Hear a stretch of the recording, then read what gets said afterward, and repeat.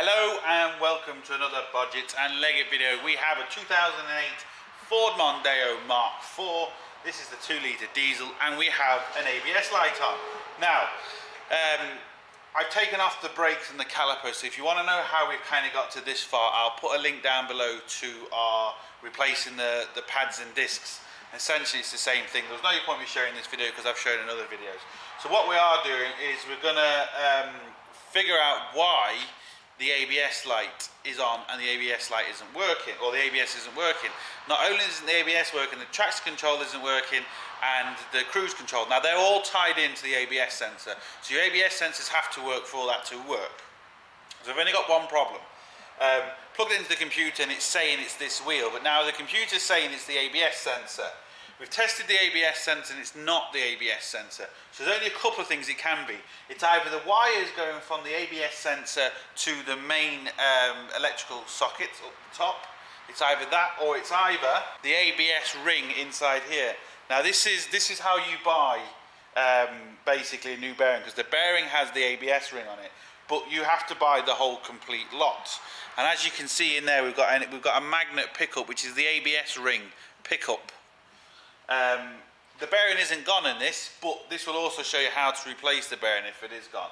So what we're going to do is we're going to replace this fella, and the way to do it, I started taking off this is the 13mm bolt we need to take off first to get the CV joint out. I also need to disconnect the bottom bore joint, the track rod end and the suspension here. But I'll get the camera in closer for that in a minute. So I'm going to take out this first. Now what we're going to do is take off the track rod end. 21mm. This is where an air gun comes into its own, especially when taking off the likes of this. Even though this might not take it off, but it's the best chance.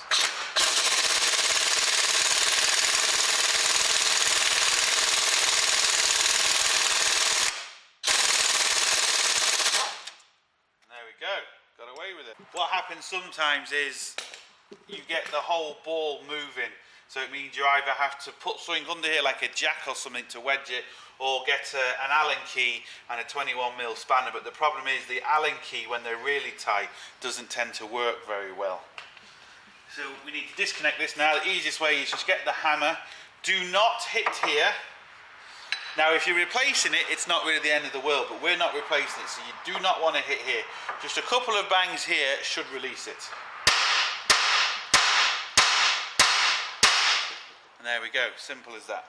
I'm just going to screw that back on, just kind of leave it there so I know I'm not going to get muddled up with anything else. Now next thing we need to do, it doesn't really matter which way you do these, you don't have to take that off first. Next thing we need to do is take off, well actually, I'm going to leave the suspension connected and I'm going to take off the ball joint. The reason is, when I pull down on the ball joint, I don't want my suspension to come down. So, see if I can get you in here to see what it looks like. It's a 21mm spanner, and I can't really get the camera in to so you can see, but what I'm going to do is, it's just a normal bolt. I'm just going to lock another spanner on top of it, just give me a bit more leverage.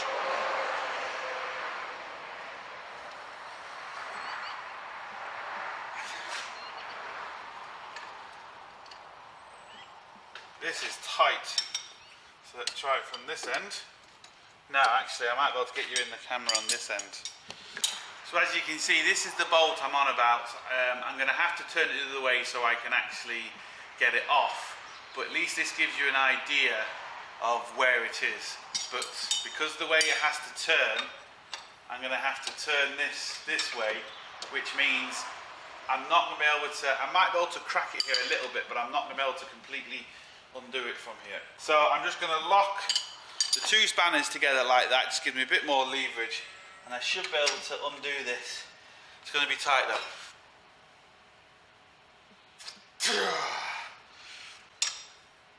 Yeah.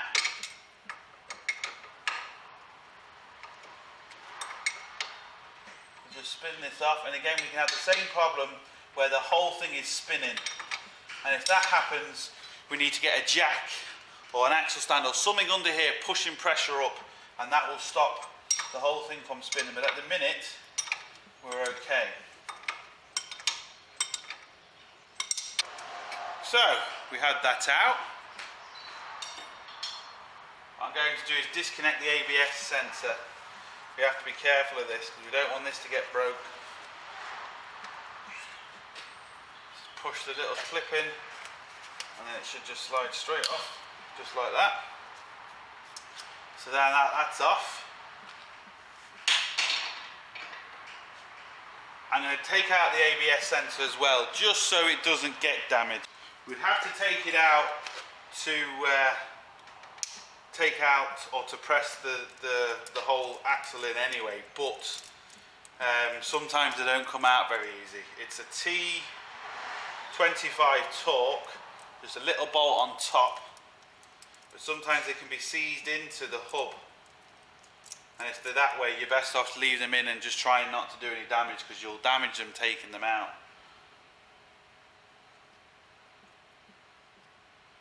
So right on the top of the stub axle is just a T25 bolt, and we can take out the ABS sensor. And if you're unsure of the ABS sensor, what you can actually do is swap it from the other side, just to test. If you swap it from the other side and it's still saying this side, well, you know it's not the ABS sensor. If you swap it to the other side and then the fault comes on the computer to the other side, well then you know it's the ABS sensor. So that's just kind of a simple way of testing that.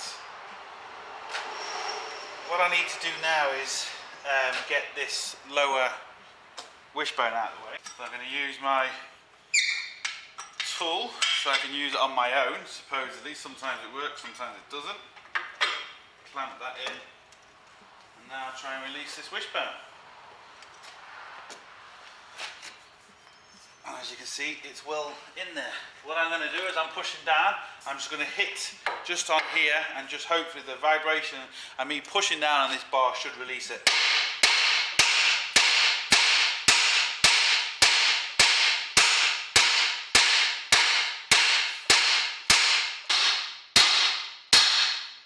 Got it!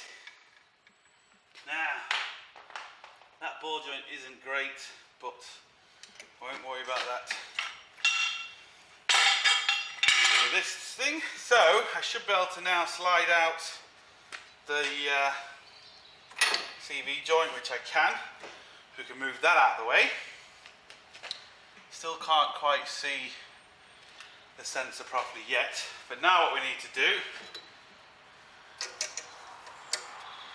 is take off the bolt that's here. I think it's a 15mm bolt. Let's get you in a bit closer now. You can see that. The bolt that holds the actual stub axle onto the suspension. It is a 15mm.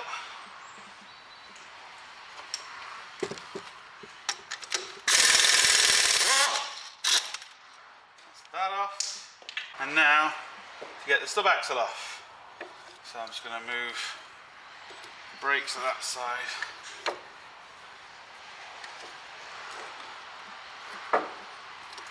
Out the way, hopefully, if they're going to behave themselves, like that.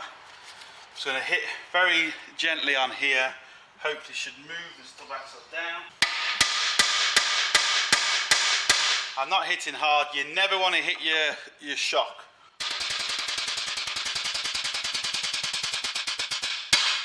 As you can see, I'm only holding the hammer more than halfway up, so I'm not hitting this hard at all.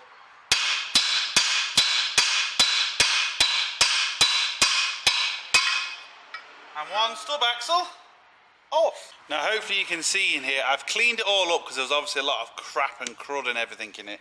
But you can just see from the top where it appears that the kind of the pickup is missing. It's kind of got ripped off, or something's kind of happening there. And you can kind of see the rustiness behind it. So it's happened quite a while ago.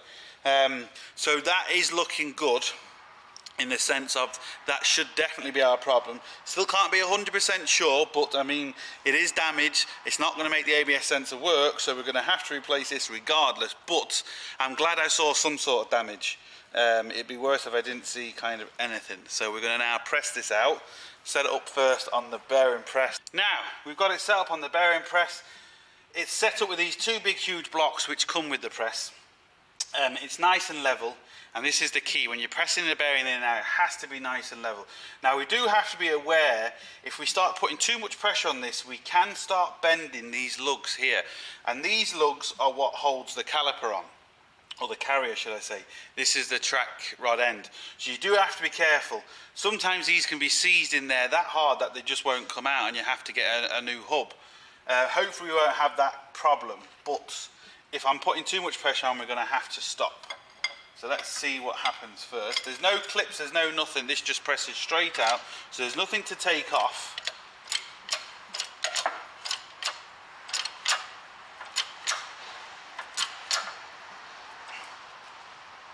Now kind of quickly, we've got a lot of pressure on that. And nothing's moving. There we go. You heard kind of a gink, and that's just cracked it. That's what we wanted to hear. A couple more pumps and I would have been stopping. But once you've cracked it, it'll be straightforward to press it out the rest of the way. The only problem we might have is, as we can see, it might hit the press before it comes completely out. I might not have got it up, lifted up enough. Hopefully we'll be okay. But looking at this, we're going to be close.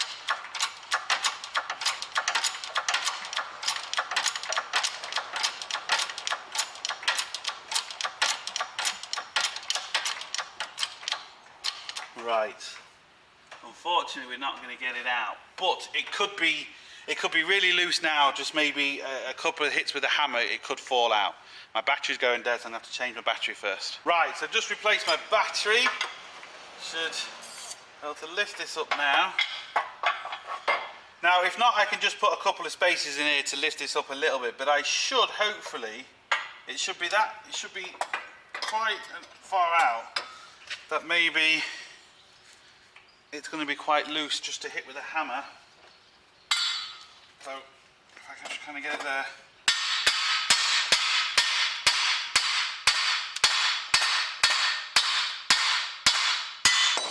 There we go. Lovely. So we'll just leave the stub there for a second. Now the bearing, well, it wasn't particularly gone. Doesn't sound great there, but that could just be loads of things. Now you can hopefully see the missing bit a bit better there. So all we can really do is put it back and see what happens. Before we do that, we want to just check this, make sure there's no horrible lines and there's nothing cut in, there's no rough edges. As you can see, we've got a lip here, so we can't push the bearing too far, which is a good thing. So you can't really go wrong. That's why I say to remove the ABS sensor there. Not that you can, but if it's in the way, if something slips, it can just break. So if it's out of the way, it's just better. So should be easier putting it back in the sense of getting this lined up, but it isn't. I was hoping that wouldn't get in my way. This is now in my way.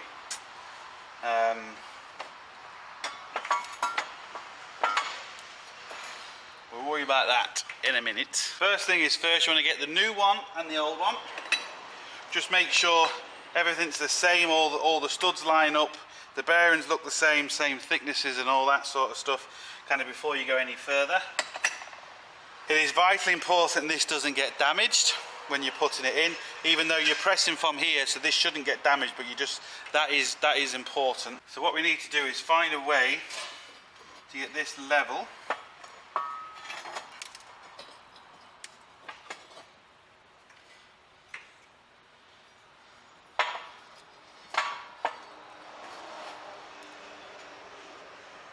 What I do is once I got this set up to how I like it level, I'll turn the camera back on, show you what I've done, but that there maybe will work. I'm just going to have to lower the actual press down a little bit just to the next notch. Once I get it set up, we'll turn the camera back on. Now, what I decided on the end, I got them both together, nice and level, well, especially when it just moves there, and that's nice and level. So once the pressure comes onto it, it'll kind of move it level. It's important you get it level because you don't want to start unlevel and putting this at an angle. So we've checked everything, there's no damage done to anything, so I'm going to lube this all up. So again, just plenty of lube. And get it close to it. I had to drop this bar down, because you see all these notches, they're different settings. Depending on what you're pressing, some things are taller than others. Close to where we need it. Then what I can do is make sure it's definitely level. Yeah. So again, just lube her up, and this should go back quite easy.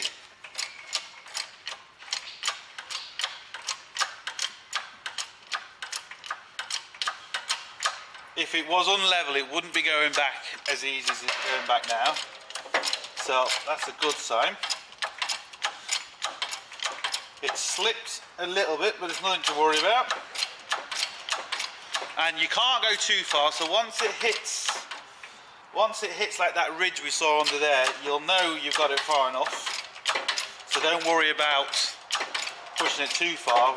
Every single bearing has like a metal lip on the side, so you can't go too far. Well, none of the ones I've ever seen you can anyway.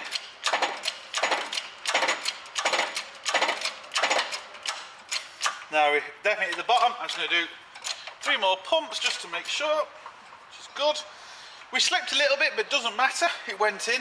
If it was slipped and caused a problem, that's when you'd have to stop. That went in nice and easy, so we know we haven't done any damage to anything. Now we can just check it, so we just turn it to make sure it turns nice and easy, because it has to. If this didn't turn or anything like that, well then you do have a problem. But because it turns, if we look underneath, we're absolutely fine, as we can see there. Nothing, oh sorry, we're absolutely fine, nothing wrong there. So we can bang this back in. Right, so now we need to reassemble all this. You want to give this a good clean to make sure all the crap's off, because the more crap that's on it, the harder it is just to get on. So again, we're going to lube all that up. Same thing on the actual stub axle as well. You need to lube it up. And now, this could either go on really easy or be an absolute pig. And, to be fair, that's gone on quite nice. Now it's stopped, but we've got...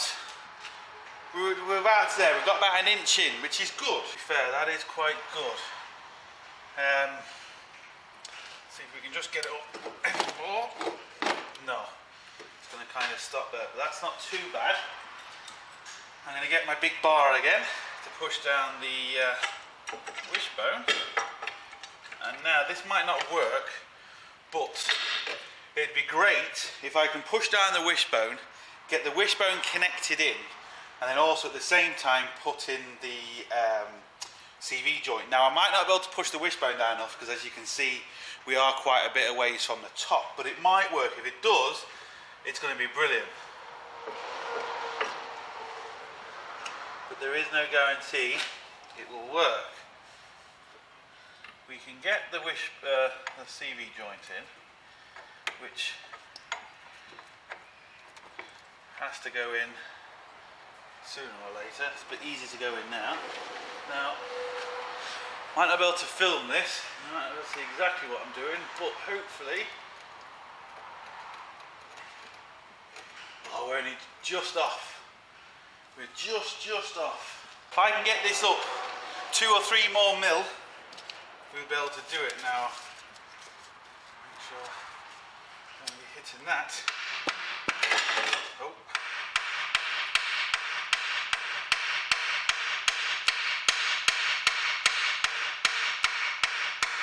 Now again, I'm really not hitting this hard, but I think that might do us. So again, it's falling out.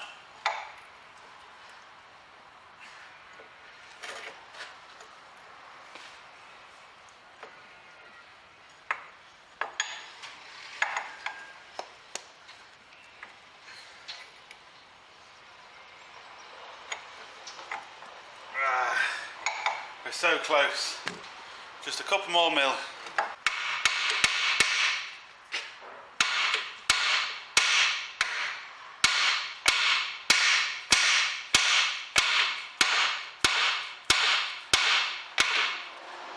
Now hopefully that's enough. Just going to take a bit of twiddling. If I can put my leg on this bar, put the CV joint in, and at the same time put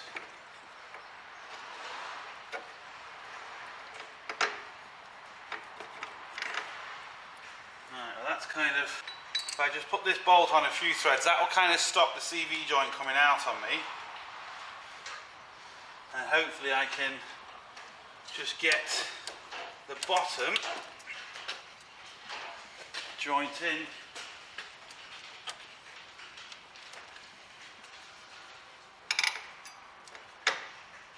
Lovely.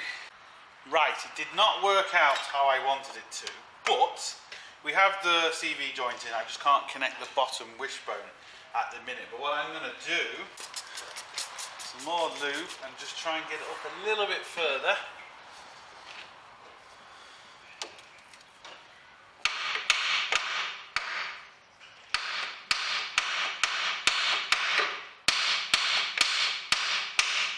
I'm really not hitting hard, but it's going up, which is a good thing. I don't know if the camera, I'm struggling with light at the minute for some reason.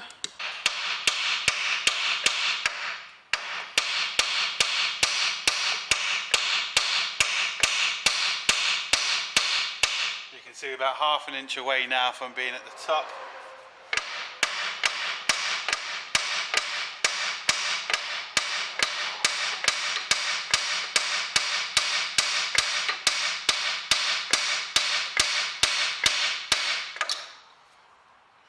Lovely. Now, will this bottom joint fit in? Is this one now go in?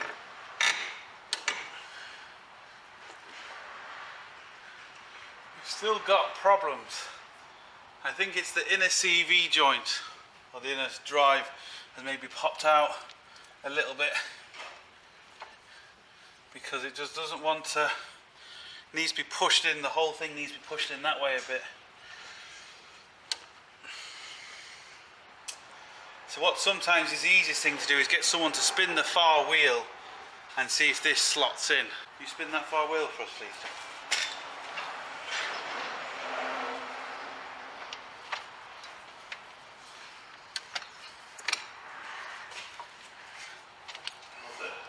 No. Absolutely nothing. Oh, bastards. Now this is proving to be a bit more of a nightmare than normal. It didn't work by spinning the wheel and holding this one, which sometimes it does. I definitely got a couple of the bearings out, or one of them anyway. I can hear it, and when I twist this, it's kind of going in and out, so I know that's the problem. So all I can kind of do is keep turning it and hopefully... Oh, was that it? Well, we're close. We're closer, but we're still not 100%. There we go. Does that go in? Oh, it went in. Well, there we go. So I was kind of pushing on it and twisting and it just popped itself in. So that, then, believe me, is fantastic. Saves a lot of messing. It must just happen as I was maybe taking this off originally and I pulled it out. I've obviously pulled it out myself. Not a big deal though. The most important thing is once it's in, like it is in now, nothing's tight, but you need to make sure that this turns really easy, which it does. I'm trying to get out of the way of the camera to just make sure it turns, which it does do, so that's a good sign. Now I need to tighten everything back up, so I need to tighten the 21mm bolt for the wishbone back up. I'm going to do that first, and then I'm going to line up this here to make sure this is lined up properly. So as soon as I finish tightening this bolt, I'll turn the camera back in. We'll make sure this is up enough and in the right position before we continue. And ready to check shortly. Now, I've tightened the bottom ball joint, so we're ready now to put this on. Well, to make sure this is in the right place. And really, there's a market, it can't, once you get it where it can't go any further, you know you got it in the right place. Some of them have like a little piece of metal at the back, which is like a stopper, so that can't go any further. But on this particular shock, the bottom of it is thinner than this part, so it can only go up as far as it will go and then it will stop.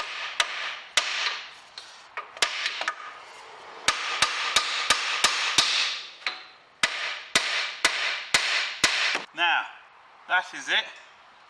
It cannot go any further, and actually, like I said, there is a metal thing at the back which acts as a stopper, so once you've got it that far, it cannot go any further. Now, if you are having any problems with trying to get this up, the best thing to do is under here, once you've got the ball joint in, is either to use a jack and slightly put pressure on it. You'll see the suspension kind of move, and then get a hammer and very lightly hit on the side of the hub here. That will actually then kind of spring it and shock it into place. So that's what you do if you're kind of having a problem with getting it up into it. But what we need to do now is, we need to put this 15mm bolt back. You have to be careful with these bolts because they can snap. They do kind of get welded in there, and to be honest, they're an absolute nightmare. So, like I always do, I never tighten anything with the air gun. I might shoot things in with the air gun, but I never tighten things properly. I always go back afterwards with a ratchet and actually tighten it up properly. I'm actually having a problem with the sun today. Yeah, the sun in Ireland keeps getting in the way and it's making everything harder to see on the camera.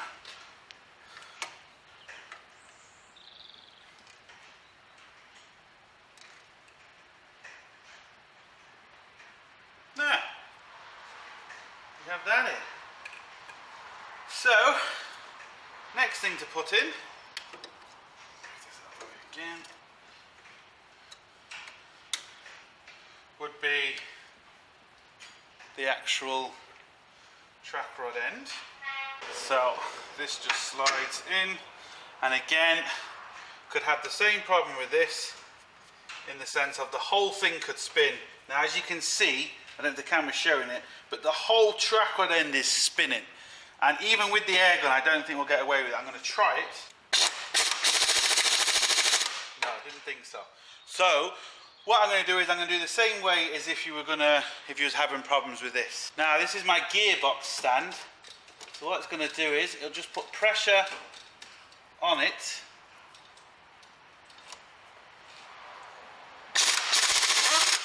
And you can see, that allowed me to screw it down. But again, always have to tighten it by hand.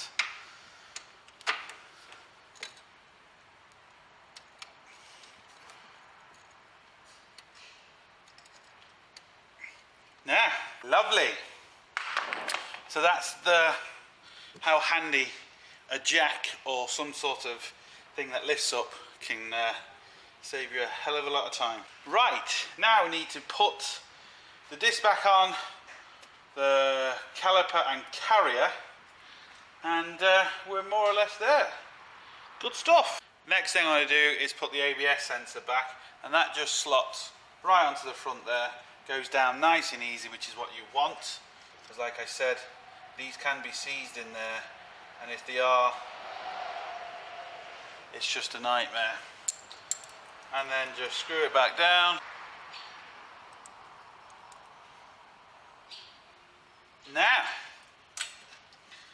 Now just clip this in, make sure it clips in here, the little clip, sorted. Now we're kind of getting there, so it's always a good thing just to go back and make sure all the bolts you've tight are actually tight. We haven't tightened the center one yet because it's easier to do that once we get the disc and the caliper on. So we're just going to shove the disc on. So move the caliper out of the way. Now the pads come out, it's not the end of the world. I'm just going to unhook the actual caliper from it now. And I removed the caliper and the carrier all together. It just makes life a lot easier. And like I said, if you want to know how we got here, if you watch the video on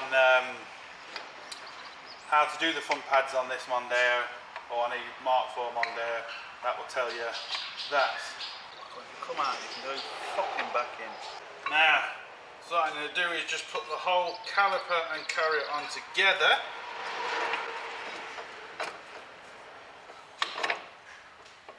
Make sure we've got no twists in the pipe, and then put the two 80mm bolts back on that hold the carrier to the hub. Now I can turn everything this way. Hopefully you can see this, I'm getting a bit washed out by the sun. Two 80mm.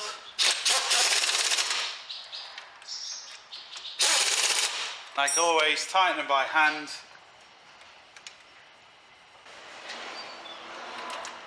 And there we go. Now I just have to pump the brake just to make sure we've got brake pedal. Put the tyre back on and test it. Right, no point me showing you put the tyre on. Put the tyre on, get it on the floor, and then we'll test it and see what happens. Now let's see what happens. On some cars, I think more so the Volkswagen, Audi kind of end, they store the fault. So once the ABS light comes on, even when you fix the problem, you have to plug the computer back in to actually reset it. These Fords, I don't think they do. They shouldn't do anyway. This one might, but if it does or it doesn't, we'll have to reset it and see what happens. What I'm going to do is I'm going to turn the ignition on, and after a few seconds the lights should go out. Now if it doesn't go out, I'm going to take it for a quick drive. Because again, some cars, after you go over 30 mile an hour, the light switches off and it actually recognises it's okay. And like I said, sometimes then you have to reset it. So I'm going to turn the ignition on. Forming several players that won't be making the cut for them. Oh, there we go. I'm going to turn the heater off because it's making a noise.